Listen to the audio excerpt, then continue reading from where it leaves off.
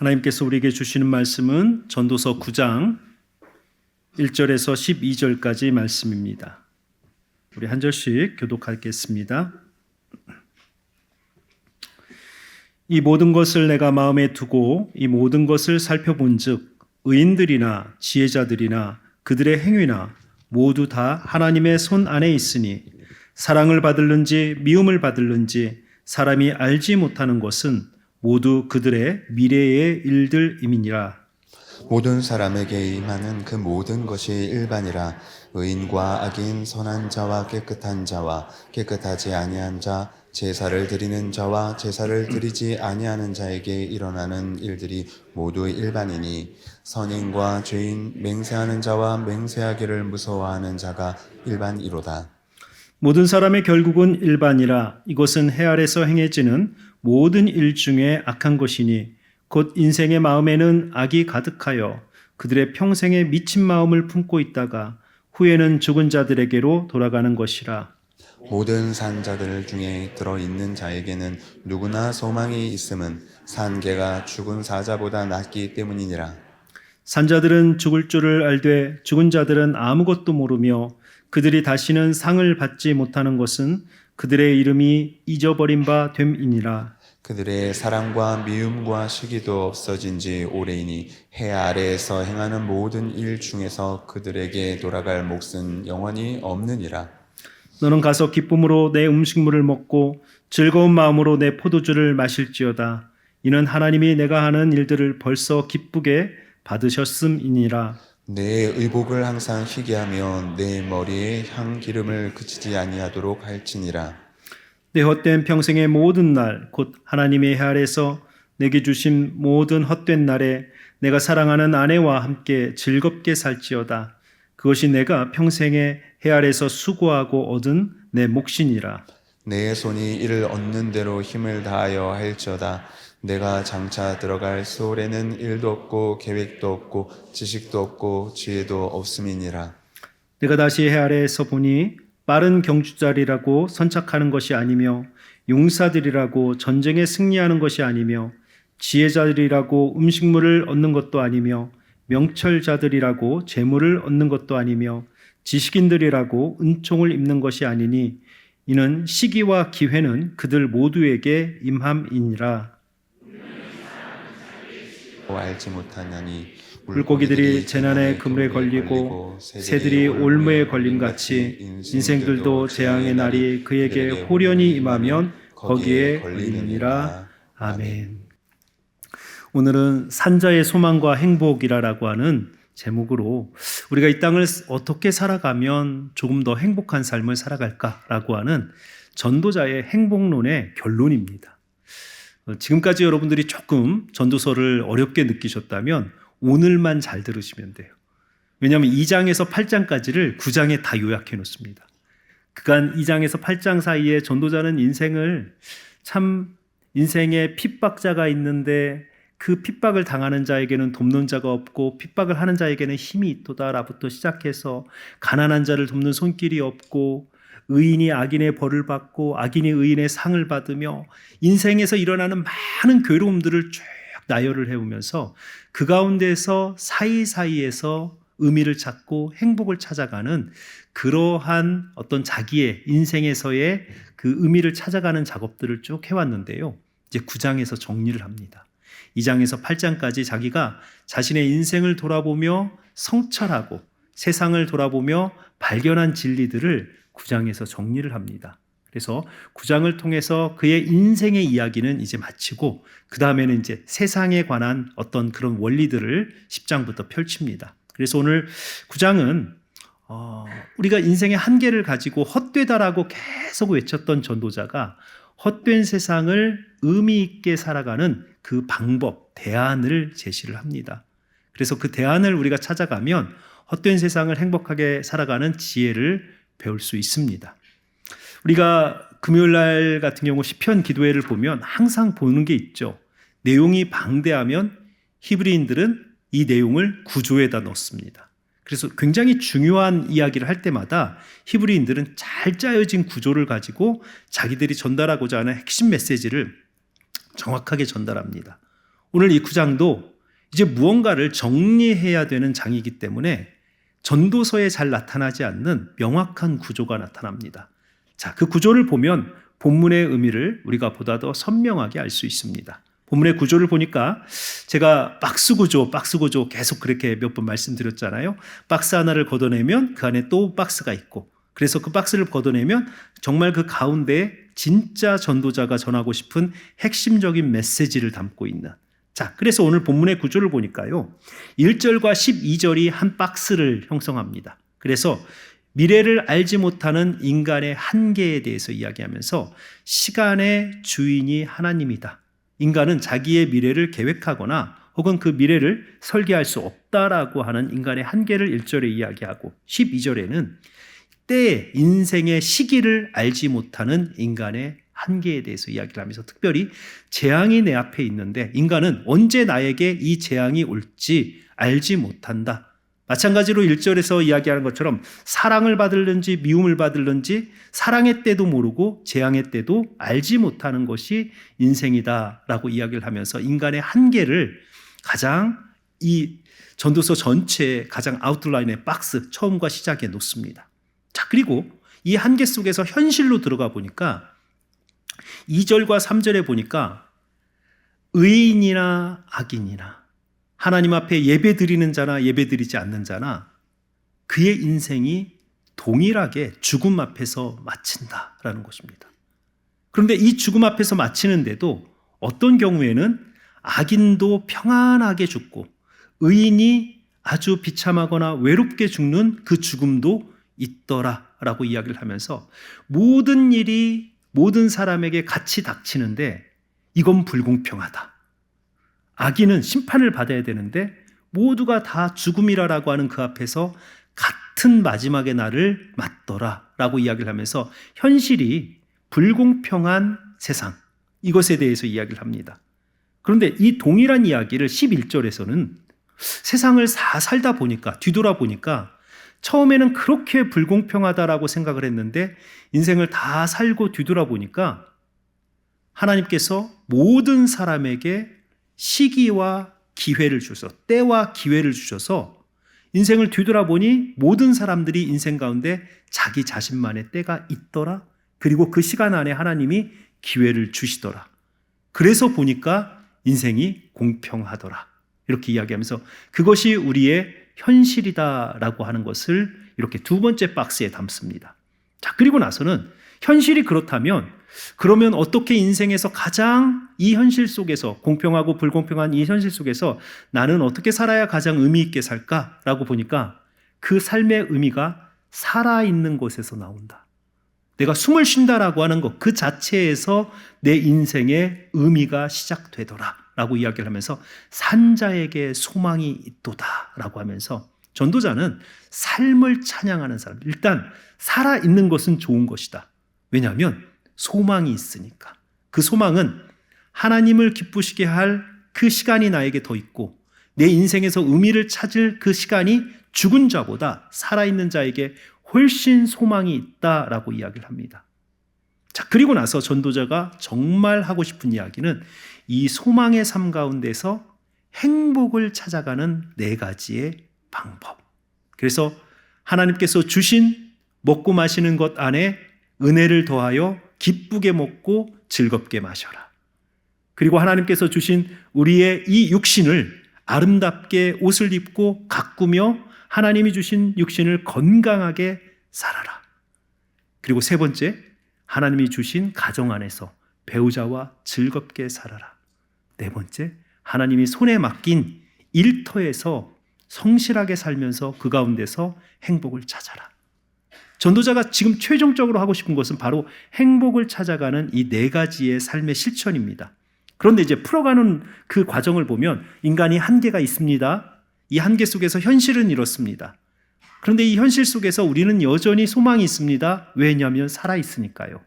그런데 그 사는 것도 아무나 잘 사는 것이 아니고 행복하게 살아가는 비결이 있습니다. 그 4가지 비결은 이것입니다. 이렇게 전도자는 인생의 한계와 현실과 소망과 행복으로 본인이 하고 싶은 이야기는 결국은 행복하게 삽시다. 이런 이야기예요. 그런데 대단한 것을 해서 행복한 게 아니고 일상에서 아주 소소한 것 안에서 우리는 행복을 찾아갈 수 있습니다. 라고 우리의 삶에 행복을 찾아가는 지혜를 우리에게 전하고 있습니다. 이 내용이 사실은 전도서 2장에서 8장까지 전체의 내용을 지금 요약하고 있습니다. 그래서 오늘 우리가 이러한 것들을 이 전도자가 펼쳐가는 이제 마지막 이 정리한 내용을 우리도 따로 정리하면서 인생에서 어떻게 살면 소망을 갖고 그리고 그 소망 가운데 어떻게 살면 행복한 인생을 살 수 있는지를 우리 함께 찾아가 보도록 하겠습니다. 첫 번째, 시간에 대한 인간의 한계를 먼저 이야기를 합니다. 1절과 12절은 한 세트로 처음과 끝입니다. 그런데 이 처음과 끝에 동일하게 인간은 한계를 가지고 있다라고 이야기를 합니다. 전도서 저자가 그의 인생과 세상에 대한 긴 성찰에서 가장 많이 반복하고 있는 것이 무엇이냐면 결국 인간은 그의 시간을 주관할 수 없다라는 것입니다. 우리는 하나님의 시간 안에서 살아가는 것이다. 그래서 나의 미래에 무슨 일이 일어날지 알지 못하고 그리고 내가 내 인생의 계획을 내가 만들어내지 못한다. 그 인생이 괴로운 이유가 뭐라고 그랬습니까? 많은 계획이 있는데 이 계획이 실제로 이루어질지 모르고 계획만 잔뜩 세워놓으니까 인생이 괴롭고 불안하다라고 전도자는 이야기를 했습니다. 그래서 전도자가 인생에서 가장 첫 번째로 그의 인생의 삶의 의미를 발견한 것은 2장에서는 잔뜩 자기 자랑했잖아요. 내가 나를 위하여 집을 짓고 성을 만들고 연못을 만들고 2장에는 잔뜩 자기 자랑해놓고 그가 3장에 가서 처음 인생의 의미를 깨달은 것이 범사에 기한이 있고 천하만사가 다 때가 있도다. 자기는 자기의 시간을 자기가 만들어낼 수 있다라고 생각을 하고 살아왔는데 그게 내 뜻대로 안 되더라. 여기서부터 전도자의 인생이 전환됩니다. 그리고 그가 고백한 것이 무엇입니까? 하나님께서 그의 시간 안에 모든 일을 아름답게 만드셨도다. 그래서 하나님께서 우리에게 행하시는 때로는 고난과 때로는 복이 하나님의 시간 안에서는 이미 계획되어 있었던 것이고 그리고 그것은 다 아름답다라는 거죠. 자, 이러한 하나님이 시간의 주인이다라고 하는 이 고백과 함께 우리는 이렇게 이야기합니다. 인간은 하나님의 하시는 일의 시종을 알 수 없다라고 고백을 합니다.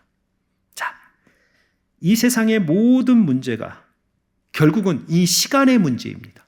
우리 인생에서도 많은 문제들이 결국 이 시간의 문제입니다. 특별히 미래에 대해서 알지 못하는 것은 인간으로 하여금 한편으로는 우리를 굉장히 불안하게 합니다. 나의 내년은 어떻게 될 것인가? 나의 30대, 40대, 50대는 어떻게 될 것인가? 나의 노후는 어떻게 될 것인가? 우리를 가장 불안하게 만드는 것이 미래 걱정이에요. 그런데 한편으로 시간의 주인이 내가 아니다라고 하는 것을 인정하고 나면 그것만큼 우리를 겸손하게 만드는 것이 없습니다. 왜냐하면 우리보다 더 능력 있는 하나님이 우리의 시간의 주인이시고 우리에게 가장 좋은 것을 그 합당한 시간에 예비하고 계시기 때문에 그 시간 앞에 우리가 겸손해질 수 있다라는 것입니다. 그래서 1절과 12절은 이러한 인생의 한계를 설명하면서 1절은 미래의 일을 인간은 알지 못한다라고 설명을 하고 12절은 자기의 때를 그의 인생 가운데에서 어떠한 일이 일어나는 것을 그것이 좋은 일이든 나쁜 일이든 인간은 그의 때를 알지 못한다라고 이야기를 하면서 인간의 한계를 시간과 연관하여 고백합니다. 1절을 보면 이렇게 설명합니다. 의인들이나 지혜자들이나 그들의 행위나 모두 다 하나님의 손 안에 있으니 사랑을 받을는지 미움을 받을는지 사람이 알지 못하는 것은 모두 그들의 미래의 일들이니라. 모든 인생이 하나님의 손에 있다라고 하는 이 표현을 통해서 전도자는 시간의 주인이 하나님이다라고 하는 것을 고백을 합니다. 1절에서 전도자는 그가 그렇게 애통해했던 8장에서 그가 정말 애통해했던 것이 하나 있습니다. 그건 의인과 악인의 삶이 뒤바뀐 것. 그래서 악인의 행위에 따라 벌을 받는 의인이 있고 의인의 행위에 따라 상을 받는 악인이 있다라고 하는 이 가치의 역전을 보고, 인생의 역전을 보고 이 전도자는 굉장히 괴로워했습니다. 그런데 이제 전도자가 그 인생을 그 삶을 뒤돌아보면서 그것도 역시 하나님의 손 안에서 이루어지는 것이다, 이렇게 고백을 합니다. 사랑을 받을는지 미움을 받을는지 알지 못하는 것이 인생이다라고 이야기를 하면서 더 이상 애통해하지 않고 그것이 인간이 알 수 없는 미래의 일이다라고 인간의 한계로 결정을 합니다. 동일한 관점에서 이 본문의 마지막 절인 12절은 사람이 자기의 시기 혹은 자기의 때를 사람은 알지 못한다라고 이야기를 하면서 재앙의 날이 다가오면 물고기가 그물을 쳐놨으나 알지 못하고 빨려 들어가고 새가 그물을 쳐놨으나 그곳에 빨려 들어가는 것처럼 우리도 인생이 앞에 재앙이 있으면 그 재앙 앞으로 나아간다라는 것입니다. 동일한 이야기는 복도 마찬가지예요.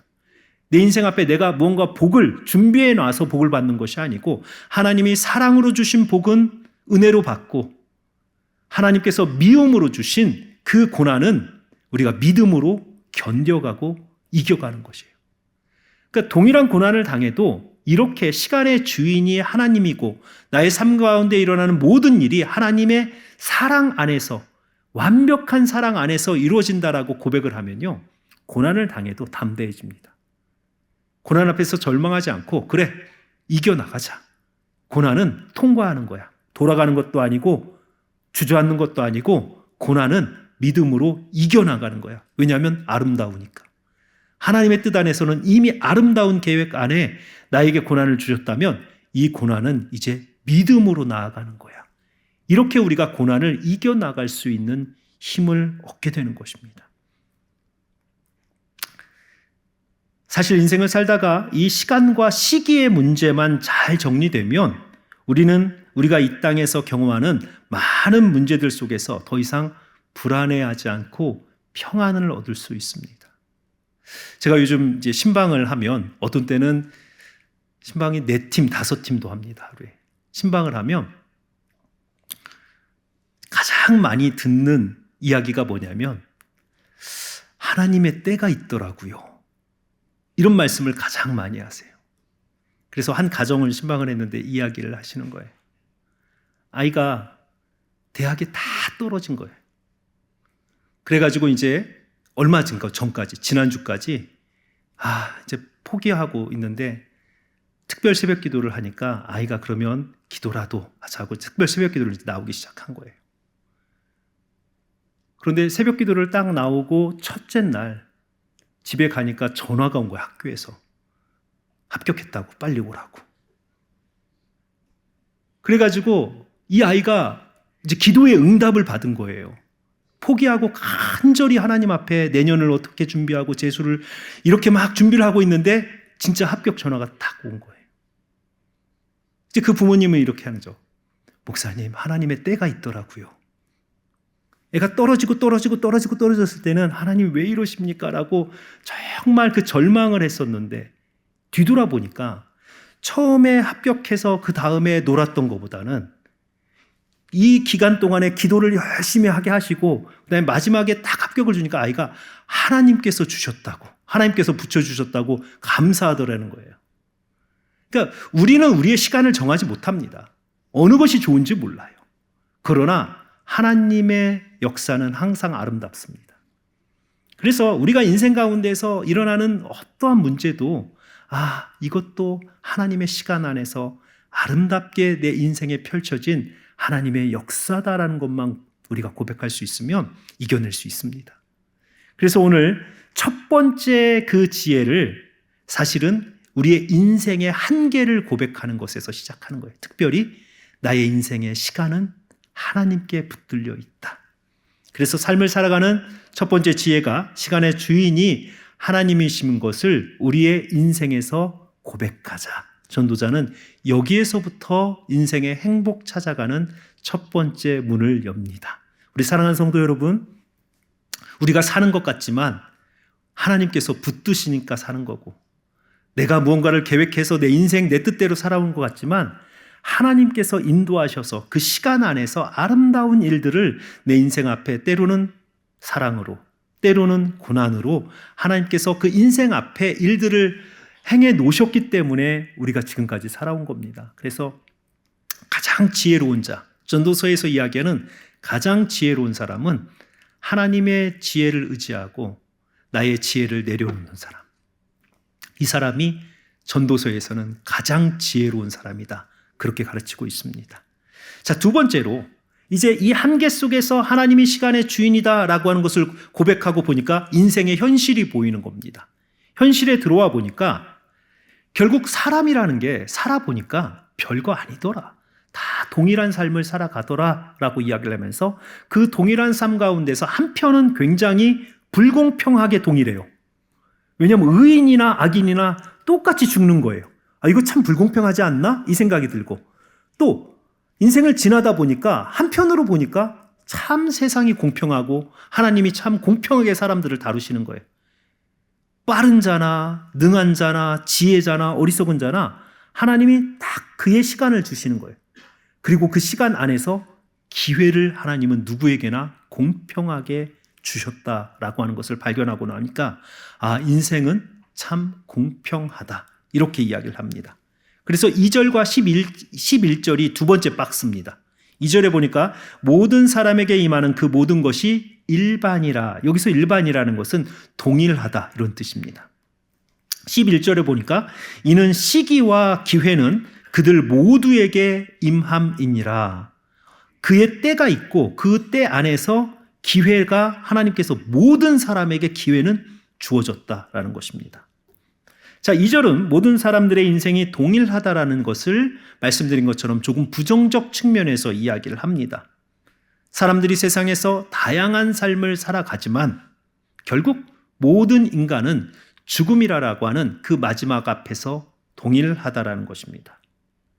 모두가 동일하다라고 하는 것이 우리에게는 평등 사상에 맞는 것 같은데, 이 전도자 입장에서는 악하게 사는 사람은 죽음 앞에서 좀 괴롭게 죽고, 선하게 산 사람은 좀 죽음 앞에서 평안하고 그렇게 의롭고 평안하게 그렇게 죽음을 맞이하면 좋겠는데, 악인도 평안하게 가고 의인도 굉장히 고통스럽게 가는 이 세상에 보니까 어떻게 저렇게 그 의인이 마지막에 쓸쓸하게 가고 악인이 저렇게 마지막에 영광을 받으면서 갈까? 이런 것들을 놓으면서 참 불공평하다라고 하는 그 생각을 하게 되었다라는 것입니다. 2절과 3절에 보니까 모든 사람이 일반이다라고 하는 이 단어를 4번이나 반복하면서 이러한 불공평한 인간의 삶이 인간의 현실이며, 또 이것을 고백하면서 해 아래서 이러한 일들이 일어나는 것이 참 불행한 일이다라고 이야기를 합니다. 그런데 이것은 그가 인생을 나중에 뒤돌아보니까 그가 불공평하다라고 하는 그것이 사실은 조금만 길게 보니까 공평한 것으로 그가 깨닫게 됩니다. 그래서 11절을 보니까 모든 사람들에게 같은 일이 일어난다라는 현실이 긍정적 측면에서 보니까 인간의 삶은 어떤 면에서 상당히 공평하다라고 하는 그의 생각이 바뀝니다.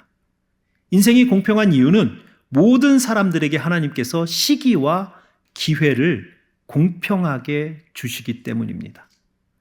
전도자가 제시하는 인생이 공평한 증거는 5가지로 제시가 됩니다. 첫 번째, 빠른 경주자들이라고 항상 먼저 들어오는 것은 아니다. 그리고 두 번째, 전쟁에 능한 용사들이라고 항상 모든 전쟁에서 승리하는 것은 아니다. 세 번째, 지혜자들이라고 항상 음식물을 얻는 것은 아니다. 명철자들이라고 항상 재물을 얻는 것이 아니다. 지식인들이라고 항상 은총을 받는 것은 아니다. 이렇게 이야기를 하면서 이 5가지 중에 앞에 2가지는 육체적 능력이고 뒤에 3가지는 정신적인 능력을 이야기를 하는 것입니다. 그런데 만일 빠른 사람이 항상 경기에서 1등하면 아무도 그 경기하려고 하지 않을 거예요. 인생도 경기도 변수가 있습니다. 전쟁에 능한 용사들이 항상 전쟁에서 이긴다면 누구도 어느 나라도 전쟁하지 않을 거예요. 그런데 인류의 역사를 보면 아주 작은 나라가 큰 나라를 이겼던 전쟁의 역사가 많습니다. 지적 영역에서도 지혜자나 명철자나 지식 있는 자가 항상 옳다면 사람들이 더 이상 공부하려 하지 않을 거예요. 그의 말만 들으려고 하지. 그러나 지식인들도 전문가도 틀릴 때가 많습니다. 부동산, 주식, 전문가들이 하는 이야기는 다 틀리다고 전문가들이 이야기를 하더라고요. 그들이 어떻게 미래를 알겠어요? 그냥 예측하지만 항상 틀릴 수 있다는 전제를 가지고 예측을 하잖아요. 이런 것들을 보면 결국은 하나님께서 강한 자 말고 약한 자에게도 힘을 주시고 인생의 기회를 주시는 것이고, 명철이 없고 부족한 자에게도, 지식이 없는 자에게도 하나님은 시기와 또 기회를 주셔서 그가 뛰어난 자를 능히 이기게도 하시는 겁니다. 전도자는 그의 인생을 뒤돌아보면서 시기와 기회는 모두에게 공평하게 주어졌더라 라고 고백을 합니다. 이 시기라는 단어가 결국은 3장 1절에 모든 만사에 때가 있으며 라고 하는 히브리어 단어 에트입니다. 그러니까 저와 여러분의 인생에 우리의 때는 반드시 온다라는 거예요. 하나님께서 우리에게 허락하신 때는 반드시 있습니다. 빠른 사람은 조금 빨리 가져갈 수 있고 느린 사람은 조금 늦게 오는 것뿐이지 인생에 하나님의 때는 반드시 옵니다. 그리고 이 기회라고 하는 이 단어는 특정한 사람이나 특정한 일이 하나님이 허락하신 시간 안에서 만나는 것이 기회예요. 그러니까 하나님께서 여러분들에게 어떤 직장을, 어떤 학교를, 어떤 사람을 하나님의 시간 안에 딱 정해놓았는데 여러분들이 그 사람을 기회로 딱 잡으면 인생의 기회를 잡으신 것이고, 그리고 학교, 직장 다 마찬가지입니다. 기회가 오지 않은 것이 아니고 기회는 주어졌는데 우리가 그 기회를 알지 못할 때가 굉장히 많다라는 것입니다. 자, 그래서 뒤돌아보니까 전도자가 느린 자에게도 그의 시간이 있어서 빠른 자를 이기는 기회가 있었고, 연약한 자에게도 그의 인생의 시간이 있어서 용사를 이길 기회가 하나님께서 그에게 기회를 주셨다라는 것입니다. 저와 여러분이 이 세상을 살만한 이유가 바로 이 불규칙성이 가져오는 균형 때문에 그렇습니다. 세상의 수학 공식처럼 정말 빠른 사람, 잘난 사람, 이긴 사람, 똑똑한 사람만 다 승리한다면 어느 누구도 이 세상을 살아가면서 은혜를 구하지 않을 거예요. 왜냐하면 그 사람이 그냥 잘 될 거니까. 그런데 우리는 보았습니다. 하나님께서 성경에서 사용하는 사람들은 잘난 사람이 없어요. 다 연약한 사람, 집에서도 굳이 막내, 첫째보다는 둘째, 아버지가 부르지도 않는 아들, 이런 사람들, 이스라엘은 알지도 못했던 그 히브리 족속들, 애굽이나 이런 데 들어서 사용했으면 얼마나 폼나고 멋지겠어요. 그런데 하나님은 그냥 그 목동하던 그 유목민들, 그 사람들 들어서 큰 나라 세우시고, 그러니까 하나님의 특징이 뭐냐면 연약한 자를 들어 강하게 사용하시는 거예요. 이게 시기와 기회가 누구에게나 있고 하나님은 공평하게 사람을 대하신다라고 하는 것입니다. 인생은 한편으로 악인과 선인이 같은 운명으로 우리가 죽음이라는 것을 맞음으로 불공평하게 느껴집니다. 그런데 여러분, 우리 연세가 많으신 어르신들 한번 인생을 뒤돌아보십시오. 처음에 막 그렇게 잘 나가고 잘난 것 같고 저 사람 대단한 것 같은데 이렇게 뒤돌아보면 거의 비슷해요. 비슷하게 공부를 잘하든 못하든 똑똑하든 어쨌든 하나님이 다 비슷하게 한 번씩 시간 주시고 한 번씩 기회 주셔서 비슷한 인생들 살았습니다. 이게 뒤돌아보면 하나님 참 공평하시다. 그런 것들을 우리는 인생을 살면서 더 고백하는 것은 참 공평하신 하나님. 그것을 우리는 고백할 수 있다라는 것입니다. 자, 그래서 결국은 전도자가 지금 고백하는 것은 뭐냐면 불공평해 보이듯 하지만 세상이 그 안에서 하나님은 공평하게 이 세상을 이끌어 가신다. 이것이 우리의 현실이다라고 하는 거예요. 그러니까 여러분, 나는 좀 불공평, 아이들, 미국 아이들은 unfair 이런 얘기해요. Daddy, that's unfair. 그러면 엄청나게 불평하는 거예요. 이거 불공평해. 뭐 이런 거거든요. 우리 인생 가운데서 얼마나 unfair를 외치고 싶은 순간이 많습니까? 하나님, 왜 나만, 왜 우리 집만, 왜 나에게만 끊임없이 unfair를 외치고 싶은 순간들이 많은 거예요. 그런데 조금만 지나고 뒤돌아보면 그 unfair하다라고 외쳤던 것이 결국은 하나님께서 우리를 공평하게 다루셨던 추예요. 그래서 우리가 인생 뒤돌아보면 결국 고백하는 것은 하나님 참 공평하신 하나님이다라고 하는 것입니다. 자, 여기서 우리의 인생의 현실에서 또 한 번 우리는 지혜를 배우는 거예요. 우리 눈에는 불공평해 보였던 것이 나중에 보면 참 공평하신 하나님의 그 공평하신 추였다라고 하는 것을 우리는 발견하게 된다라는 것입니다. 자, 이렇게 현실에서 다가와서 이제 이 현실 속에서 그러면 나는 어느 곳에서 삶의 의미를 찾을 것이냐라고 했을 때 이 전도자는 살아있는 내가 가장 의미 있는 인생이다라고 이야기를 합니다. 죽음이 모든 사람이 피할 수 없는 운명이라면 삶은 모든 사람이 살아가야 될 터전입니다. 전도자는 죽은 자와 산 자의 인생을 비교하면서 산 자가 소망이 있고 죽은 자는 기회와 시간도 없다라고 이야기를 합니다. 4절을 보니까 우리가 잘 아는 구절이에요. 모든 산 자들 중에 들어있는 자에게는 누구나 소망이 있음은 산 개가 죽은 사자보다 낫기 때문이니라. 성경에서 개라고 하는 단어가 한 번도 긍정적으로 사용된 적이 없습니다. 그런데 비굴하게라도, 개처럼 비굴하게라도 살아있는 것이 용감하게 사자처럼 죽는 것보다 훨씬 소망이 있다는 거예요.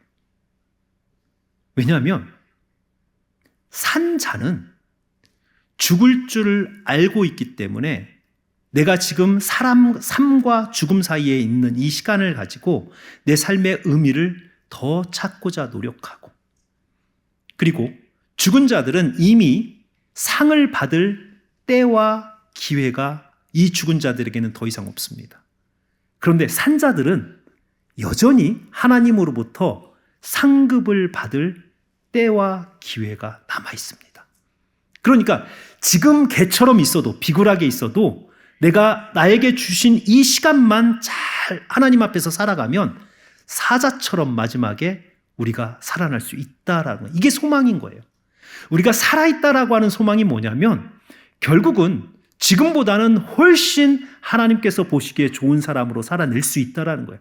내 삶에서도 훨씬 더 의미 있는 시간을 보낼 수 있는 그 시기와 기회가 우리에게는 주어져 있다라고 하는 것입니다.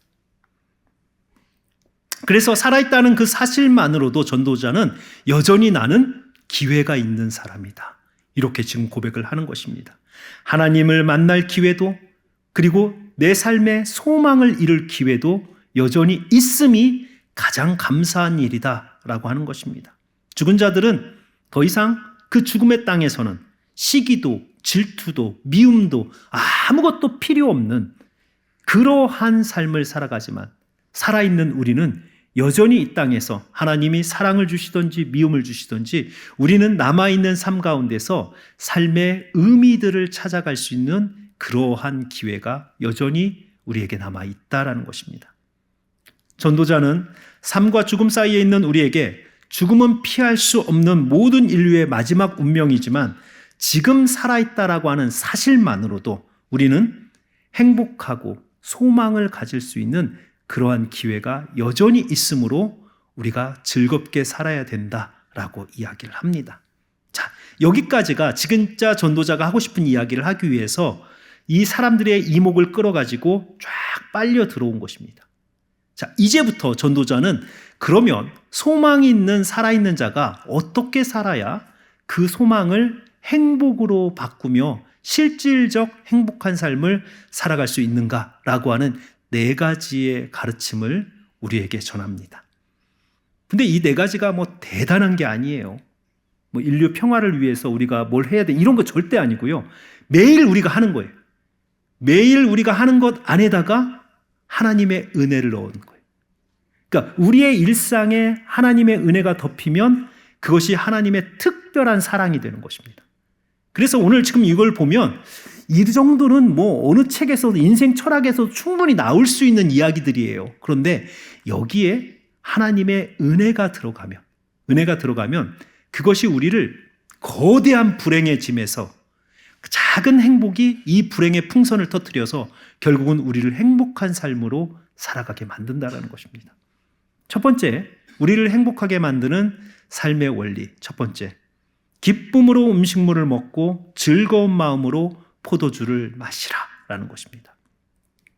전도자는 죽은 자보다 산 자에게 소망이 있음을 이야기한 후에 이 산 소망으로 행복으로 나아가는 인생의 첫 번째 길은 기쁘고 즐거운 마음으로 하나님이 주신 음식을 먹으라라는 것입니다. 7절을 보니까 너는 가서 기쁨으로 내 음식을 먹고 즐거운 마음으로 내 포도주를 마실지어다. 이는 하나님이 내가 하는 일들을 벌써 기쁘게 받으셨음이니라 라고 이야기합니다. 누구나 먹고 마십니다. 살기 위해서 누구나 먹고 마셔요.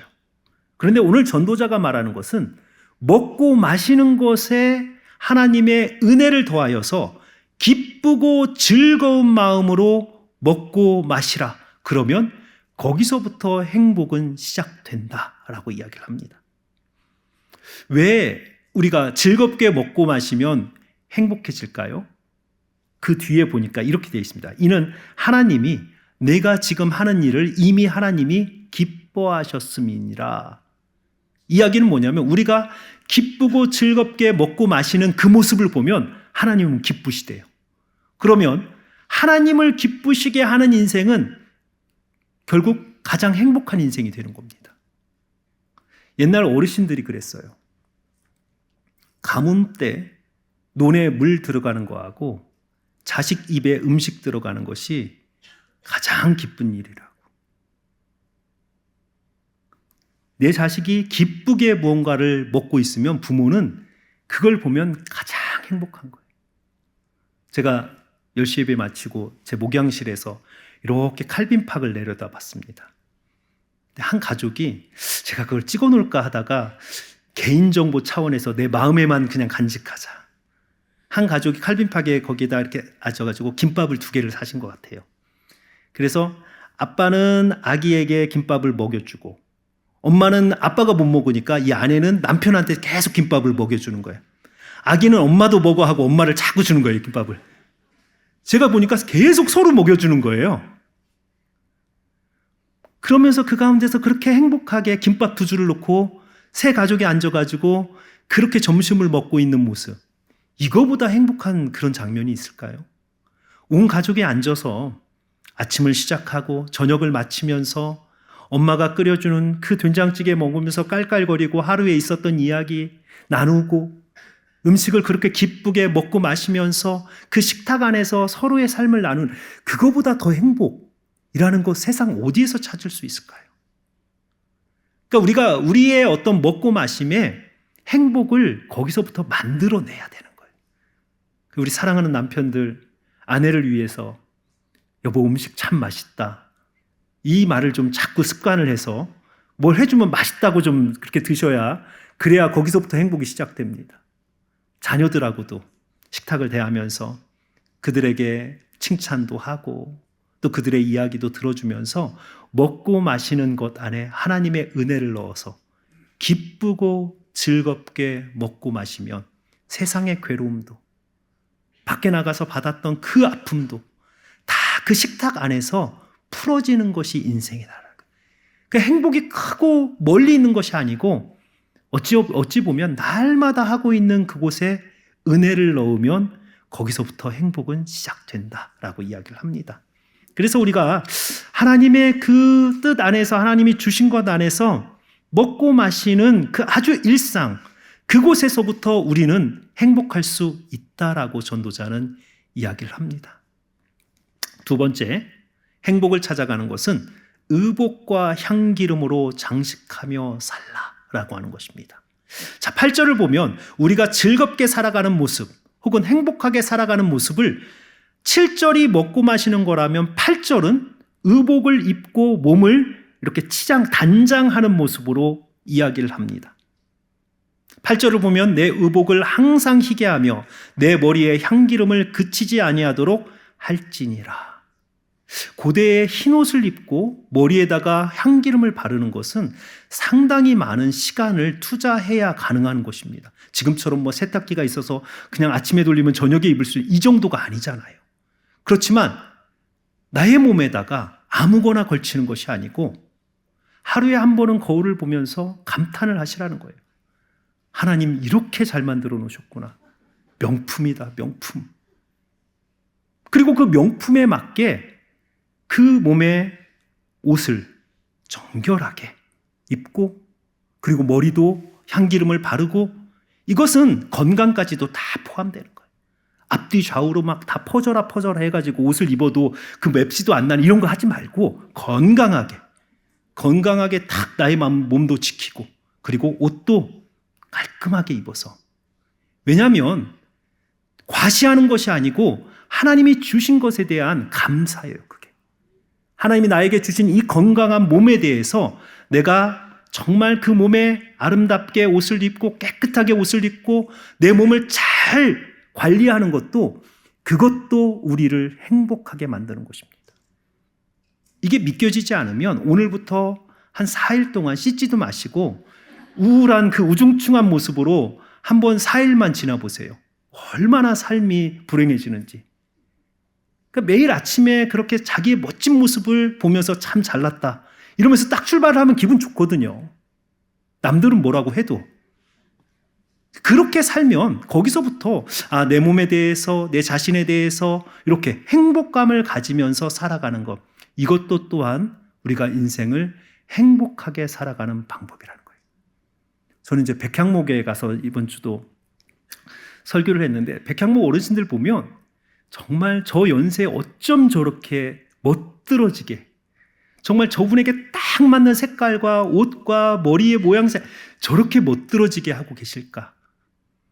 그분들은 제가 봐도 그냥 행복해 보이세요. 그렇게 자기 자신을 잘 끝까지 그 노인의 어떤 삶에서도 끝까지 자기의 어떤 몸을 딱 그렇게 정결하게 딱 하시는 것들을 보면 참 저분은 행복한 인생을 사시는구나 보이는 거예요.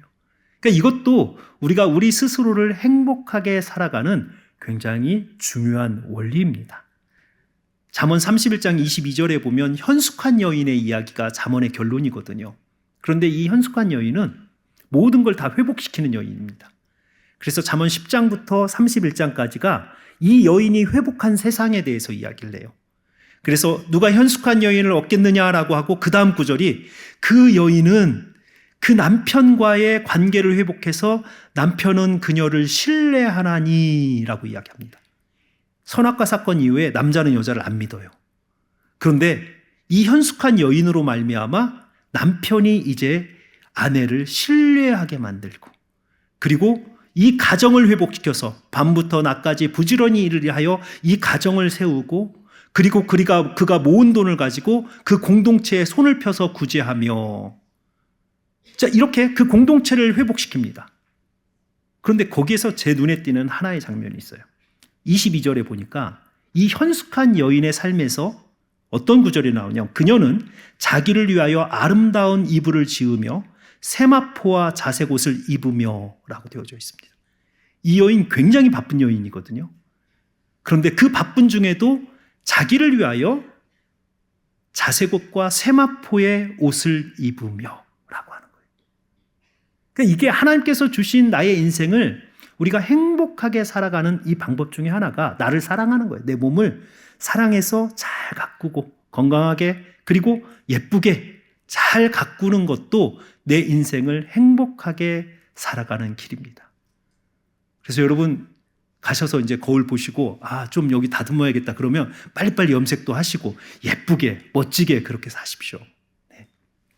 세 번째, 행복은 뭐니 해도 행복은 가정에서 시작합니다.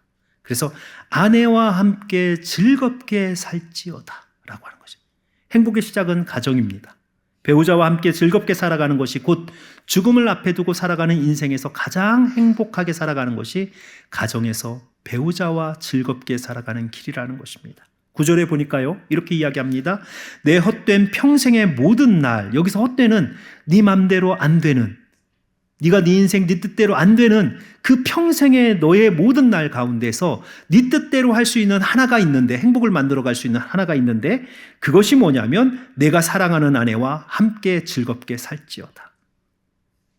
뜻대로 안 되는 인생에서 우리가 뜻을 가지고 할 수 있는 행복을 만들어내는 하나의 방법이 바로 하나님께서 우리 옆에 세워주신 가족들과 즐겁고 행복하게 살아가는 거예요.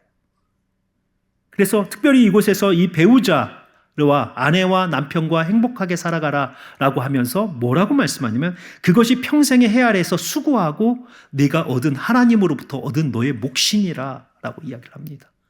하나님께서 기업으로 주신 가정, 기업으로 주신 배우자와 행복하지 않으면 모든 세상에서 우리는 다 불행한 것이에요. 그래서 우리가 인생을 살아가면 참 고통스럽고 불행한 일이 많습니다. 지치고 힘들고요. 그런데 가정은요, 우리가 밖에서 상처받고 지치고 힘들 때 가정은 와서 위로를 받고 그리고 충전을 받아서 또 힘을 얻어서 나가야 되는 것이에요. 그래서 우리는 이렇게 가정을 항상 서로가 서로를 존중하면서 이렇게 사랑하면서 살아가야 이 안에서 행복이라고 하는 것이 우리 가정을 이렇게 감싸는 하나의 보호막이 되는 거예요. 그러면 밖에서 힘들어도 괜찮아요. 왜냐하면 오늘 저녁에 집에 가면 나를 기다려주는 남편, 아내, 내 자녀들이 있으니까 거기서 위로를 받고 또 평안을 얻는 겁니다. 이렇게 하루하루 살아가다 보면 인생, 행복한 인생 살아갈 수 있다라고 그렇게 전도자가 이야기를 합니다. 자, 이제 마지막으로 주어진 일 가운데 최선을 다하며 살아가라.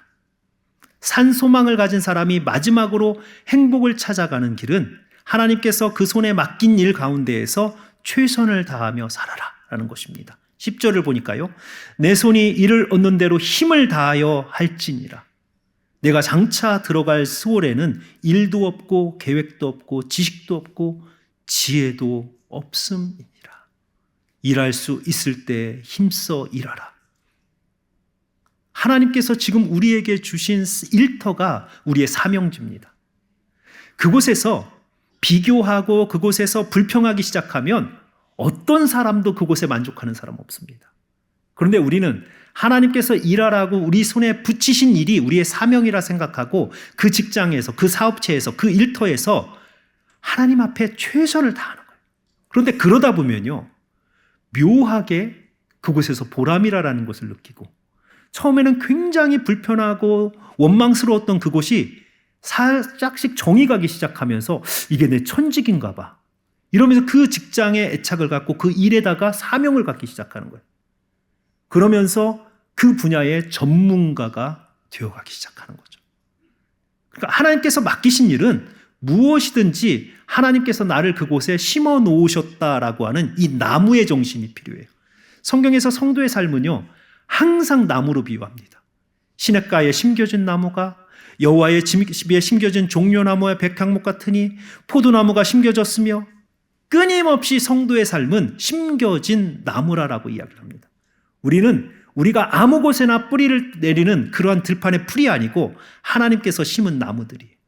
우리의 직장도 하나님이 심어 놓으신 나무입니다.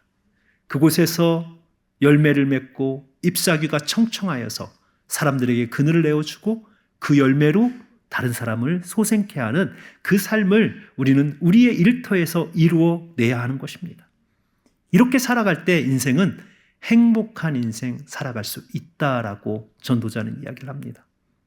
우리가 인생을 살아가면서 오늘 전도자가 펼쳐놓은 그의 인생의 모든 성찰들은 아마 우리도 공감하는 부분이 많을 것입니다. 처음에 한계부터 시작하죠. 내가 할 수 있는 일이 뭐가 있어? 여기서부터 시작하는데 그 한계에도 의미가 있어요. 할 수 없으니까 오히려 평안해. 왜냐하면 나보다 더 잘하시는 하나님이 내 시간의 주인이시니까 나는 고난이 오면 믿음으로 이겨내고 하나님께서 나에게 복을 주시면 감사로 그것을 즐기면 돼. 오히려 한계 속에서 우리는 평안을 얻을 수 있고, 또 세상을 살다 보니까 불공평하게 보이는 일들이 있어요. 그런데 그것은 그 순간만 봐서 그렇습니다. 전체를 놓고 보면 불공평 다음에는 반드시 공평이 와서 결국 인생을 뒤돌아보면 모든 사람에게 시기와 기회는 하나님 공평하게 주십니다.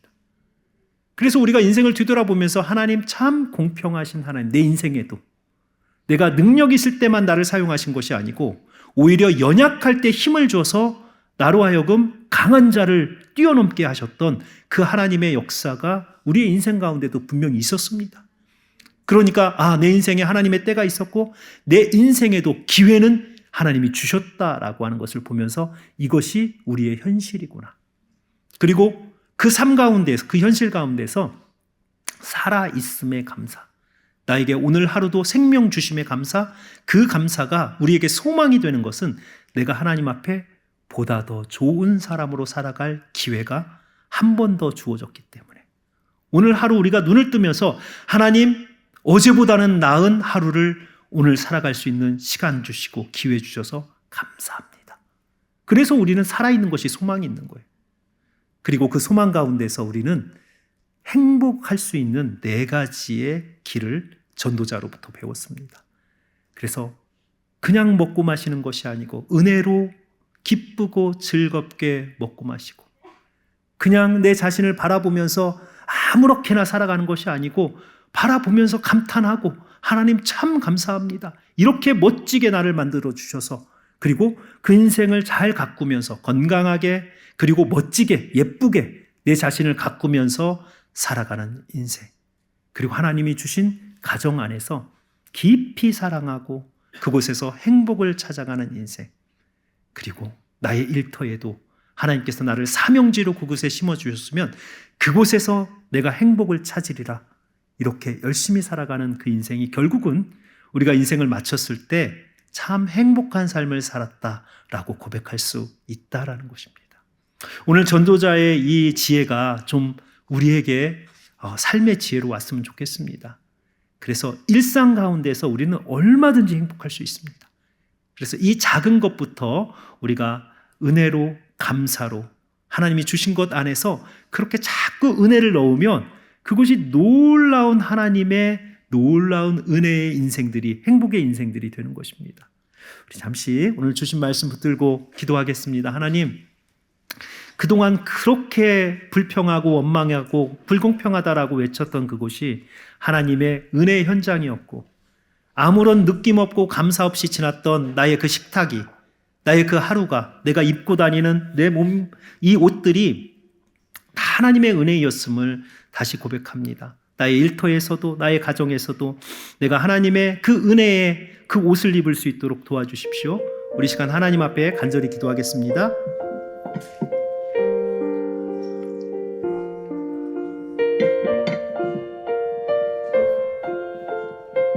아버지 하나님, 우리가 인생을 살아가면서 아버지 내가 내 인생을 만들어낼 거라 생각했지만 우린 여전히 한계 속에 살아가며 그 한계 속에서 하나님이 내 삶의 주인임을 고백하게 하시니 감사합니다. 또한 하나님, 우리의 현실을 바라보면 참 불공평하고 왜 나에게만 이렇게 외치지만 또 인생을 뒤돌아보면 하나님은 언제나 우리에게 인생의 때를 주셨고 인생의 기회를 주셔서 약한 내가 강한 자들보다 훨씬 뛰어나게 하나님께서 들어 사용하셨던 놀라운 삶의 간증이 있습니다. 아버지 하나님, 또한 내가 살아있음에 감사합니다. 우리에게 생명을 주셔서 오늘 하루를 어제보다는 더 하나님 앞에 의롭고 의미 있는 삶을 살아갈 수 있도록 하나님 한 번 더 기회를 주심에 감사합니다. 오늘 이 하루의 삶 가운데서 하나님께서 우리에게 주신 이 4가지의 행복 실천의 원리를 가지고 우리가 우리의 식탁에서 하나님의 은혜를 더하여 항상 기쁘고 즐겁게 먹고 마시게 하시고 하나님, 우리가 정말 우리의 일상에서 우리의 몸을 하나님께서 주신 선물로 여기며 아름답고 건강하게 잘 가꾸는 하나님 그러한 지혜도 주시고 또 하나님, 우리가 우리의 가정 안에서 하나님께서 나에게 주신 그 가족들, 그 배우자들을 바라보면서 하나님 서로 사랑하며 즐겁게 살아가게 하시고 나의 일상의 일터에서 그곳에서도 하나님의 놀라운 섭리를 발견하고 최선을 다하여 섬기는 하나님, 그곳에서 우리의 인생이 행복해질 수 있음을 배웁니다. 하나님이 이 은혜가 날마다 오늘도 우리에게 날마다 새롭게 하여 주시옵소서. 주여 아버지 도와주시옵소서. 아버지 하나님 은혜를 감사합니다. 오늘 전도자가 그의 인생을 뒤돌아보며 많은 한계와 현실 속에서도 고백한 것은 하나님은 아름다우신 계획으로 우리의 시간을 이끌어 가신다라는 것입니다. 주님, 환난의 때에도 믿음으로 이겨나가게 하시고 하나님 복의 때에 감사할 수 있도록 주님 도와주시고 우리가 우리의 인생에 살아있음에 감사하며 그 산소망이 행복으로 바뀔 수 있도록 일상에 하나님의 은혜를 더할 수 있도록 주님 도와주시옵소서. 모든 말씀 예수님 이름으로 기도합니다. 아멘. 630장 찬양하겠습니다.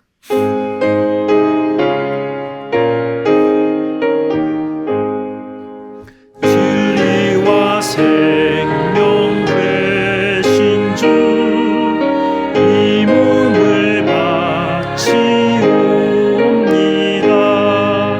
믿음과 소망 사랑에 한 마음 되게 하소서.